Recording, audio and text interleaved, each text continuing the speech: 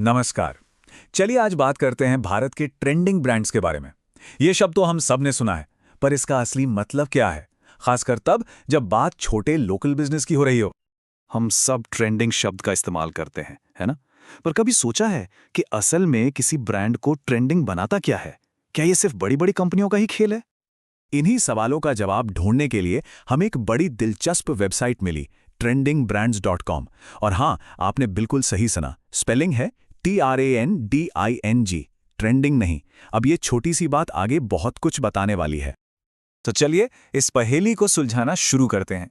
सबसे पहले यही देखते हैं कि ये वेबसाइट खुद ट्रेंडिंग ब्रांड को डिफाइन कैसे करती है। अच्छा, तो इनकी पहली डेफिनेशन तो काफी सीधी-सादी है। वे ब्रांड जो इस समय कस्टमर्स के बीच बहुत पॉपुलर, भरोसेमंद या जिनकी बहुत ज्यादा डिमांड हो। ठीक है, ये तो समझ में आता है, पर कहानी यहीं खत्म नहीं होती। और यहां से चीजें इंटरेस्टिंग होना शुरू हो जाती हैं। साइट पर एक और डेफिनेशन भी है जो कहती है कि ये ब्रांड व्यापक रूप से खोजे जाने वाले होते हैं। इस खोजे जाने वाले हिस्से को जरा ध्यान में रखिएगा, ये आगे बहुत काम आने वाला है। डेफिनेशन तो ठीक है, पर असलियत में ये ट्रेंडिंग ब्रांड्स हैं कौन? क्या ये वही बड़े बड़े नाम हैं जिनके बारे में हम सोचते हैं? चलो पता करते हैं।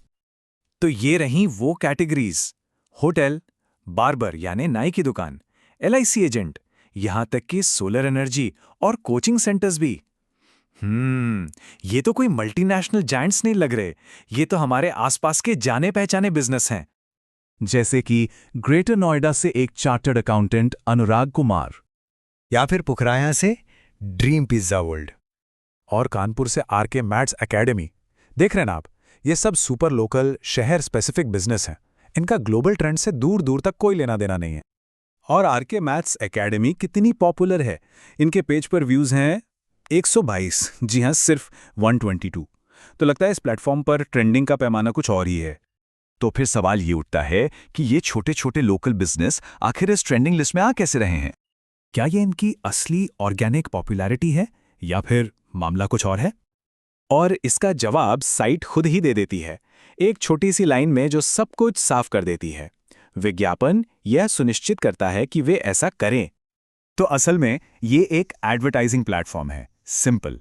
इनका मॉडल बिल्कुल सीधा है, पैसे दो, सही ऑडियंस तक पहुंचो, उनका ध्यान खींचो और फिर उन्हें अपने कस्टमर में बदल दो। तो इस पूरे मामले से हम आज की पॉपुलैरिटी के बारे में क्या समझ सकते हैं, और कोई भी एक लोकल ट्रेंड आखिर बनता कैसे है? यहाँ ट्रेंडिंग होने के दो बिल्कुल अलग रास्ते दिखते हैं। एक है ऑर्गेनिक ट्रेंड, जो लोगों की असली डिमांड और बातचीत से बनता है, और दूसरा है प्लेटफॉर्म ट्रेंड, जैसा कि हम यहाँ देख रहे हैं, जो पेड प्लेसमेंट्स और लोकल एडवर्टाइजिंग से चलता है। तो इस पूरी पड़ताल से क्या सीखने को मिला? पहली बात, ट्रेंडिंग होना कोई ग्लोबल चीज ही नहीं है, ये हाइपर लोकल भी हो सकता है। दूसरी, कि इस तरह के डिजिटल प्लेटफॉर्म एक तरह से मॉडर्न बिजनेस डायरेक्टरी बन गए हैं। और सबसे जरूरी बात, असली पॉपुलैरिटी और पैसों से खरीदी हुई प्रमोशन के बीच की जो लाइन है ना, वो अब बहुत धुंधली हो चुकी है। और ये हमें एक बहुत बड़े सवाल के साथ छोड़ जाता है।